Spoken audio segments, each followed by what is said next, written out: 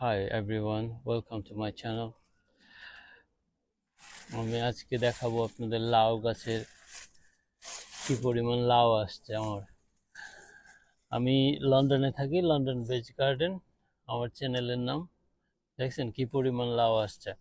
বা কি হয়েছে, এই যে অনেক লাউ মারা গেছে আমার, প্রচুর পরিমাণে লাউ মারা গেছে। যদি সব লাউ টিকতো তাহলে দেখা গেছে যে আমার কি হইতো, লন্ডনের প্রত্যেকটা পরিবারে একটা করে লাউ দিতে পারতাম। আপনি দেখেন এই জায়গায় কয়টা লাউ, 1 2 3 4 5 6 7 8 9 10 11 12, 12টা লাউ হচ্ছে এক জায়গার মধ্যে। তাহলে এই পাশে চিন্তা করেন এই যে, কিন্তু কি হচ্ছে আমার লাউগুলা সব আটকে মরে গেছে, মানে ছোট ছোট অবস্থায় মারা যাচ্ছে। আর এইটা হচ্ছে আমার একেবারে প্রথম দিকের লাউ। তো এইটা হচ্ছে আমি কি করবো, এটা রাখবো, এটা বীজের জন্য রাখবো, এটা বাঁধতে হবে আজকে। এটা বেঁধে দিব, বেঁধে দিলে রাখা যাবে। আর এই পাশে আছে, ওইটা হচ্ছে হিউজ একটা, এটা অনেক বড়। থ্যাংক ইউ আমার সাথে থাকার জন্য। এই যে এটা দেখছেন কত বড় আমার, এত বড় হয়েছে, এটা এই বড় হয়, বিশাল বড় হয় এই লাউটা। এই লাউটা অনেক বড়, কিন্তু পিছনের দিকে আরেকটা আছে ছোট ছোট, অনেকগুলা লাউ আছে। আর অনেক লাউ কি হয়েছে আমার, মারা যাচ্ছে। মারা যাওয়ার মেইন কারণ হচ্ছে অনেকগুলো, আমার মনে হয় যেটা, যে ওই, এই যে আমি মেটালের খোপগুলা দিছি না, এটা হচ্ছে ছোট ছোট খোপ। আমার মনে হয় এই ছোট খোপের কারণে লাউগুলা যখন মেটালের সাথে লাগতেছে, তো এইগুলো এই জন্য মারা যাচ্ছে। তো এইটার একটা সলিউশন করতে হবে নেক্সট ইয়ারে। নেক্সট ইয়ার যদি থাকি, তা আপনি মনে করেন করতে পারবেন, আপনার ছোট ছোট খোপ দিয়ে বাঁশ দিয়ে বানাইতে হবে, অথবা কাঠ দিয়ে তৈরি করতে হবে। তো এই যে লাউ দেখতেছেন, আমার কয়টা গাছ, আমার বেশি গাছ না কিন্তু, যে একটা দুইটা তিনটা চারটা পাঁচটা ছয়টা সাতটা আটটা নয়টা গাছ লাগাইছি।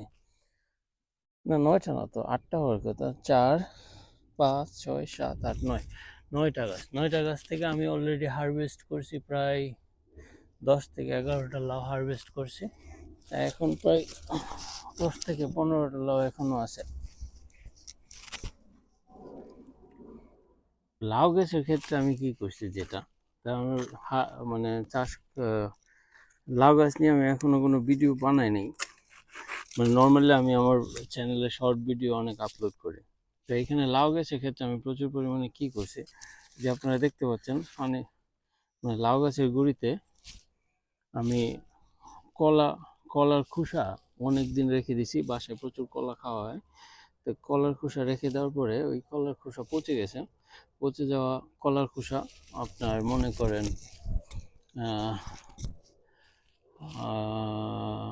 এটার গুঁড়িতে দিলাম, প্রথমে পানি দিছি, মিক্স একবারে স্ম্যাশের মতো হয়ে গেছে। তখন কম্পোস্ট আকারে যখন হয়েছে, তারপরে এটা আমরা ড্রেন করে প্রথমে পানি দিছি। পানি দেওয়ার পরে মাঝে মাঝে এর মধ্যে এভরি 3 দিন পর পর বা 4 দিন পর পর আমরা দিছি, আপনার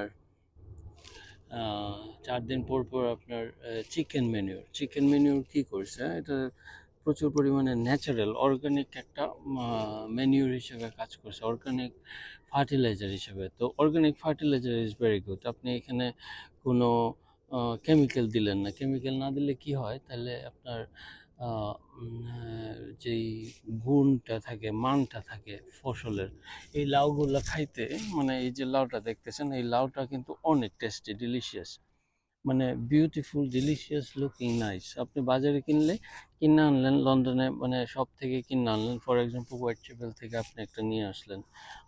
আনার পরে খাওয়ার পরে তেমন ভালো লাগে না, মানে টেস্ট লাগে না, ঠিক আছে। মনে হয় যেন পানসা পানসা এমন একটা ভাব। এইগুলা একটু আপনি ছুঁইলেই আপনার হাতের মধ্যে লাউ এর একটা যে ন্যাচারাল একটা ফ্লেভার আছে, ওইটা আপনি পাবেন। আর এটা হচ্ছে ইম্পর্টেন্ট, আপনি ন্যাচারাল অর্গানিক ফার্টিলাইজার যত ব্যবহার করা যায় তত ভালো, যে কোনো জিনিসের জন্য, ফসলের জন্য। তা আমার লাউ গাছের, প্রচুর পরিমাণে লাউ গাছের, এই যে আপনার লাউ গাছের যে পরিমাণ আসছে, এইখানে দেখতে পাচ্ছেন, মানে ছোট ছোট লাউ আসছে, এইগুলা যদি টিকতো, এই যে এখনো প্রচুর পরিমাণে ফুল আসতেছে, আজকে ফুল ফুটছে মিনিমাম 1 2 3। আমি পলিনেশন নিজে পার্সোনালিও পলিনেশন করি, কখনো কখনো মানে যদি না আসতে পারি তা তো কথা নাই, সকালবেলা আসলে তো আর পলিনেশন করা যায় না। তো বিকালবেলা আইসে আমি মোস্ট অফ দ্য টাইম বিকালবেলায় আসি, আইসা থাকে কিছুক্ষণ, তাই থাইকা নিজের হাতে এটা পলিনেশন করে। আচ্ছা এখন কি অবস্থা, এখন সবচেয়ে বেশি হচ্ছে মেল ফ্লাওয়ার, ফিমেল ফ্লাওয়ার অনেক কম, আরে ফিমেল ফ্লাওয়ার তো মেল ফ্লাওয়ার নাই বললেই চলে। এইগুলো আমি আজকে পলিনেশন করে দিছি, মানে বেরিয়ে যে আপনি একটা, ওই দিকে আরেকটা আছে আমি দেখাচ্ছি আপনাদের, একটা ফুল নিয়ে আসি। একটা ফুল এখন পুরুষ ফুল খুব কম আসতেছে, সব মানে লাউ যুক্ত ফুল, যেগুলা দিয়া তেমন কিছু হবে না। তো এখানে একটা ফুল আছে, তো এটার পাশে আরেকটা ফুল আছে, আমি ন্যাচারালিও কিছু ফুল রেখে দিতে চাই যেন পরবর্তীতে আপনার কাজে আসে।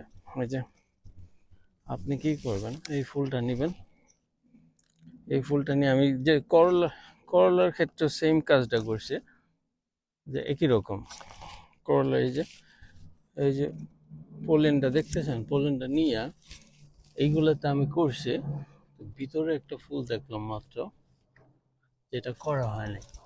তো এটারে আমি কি করব, এটারেও করে দিব, পলিনেশন করে দিব।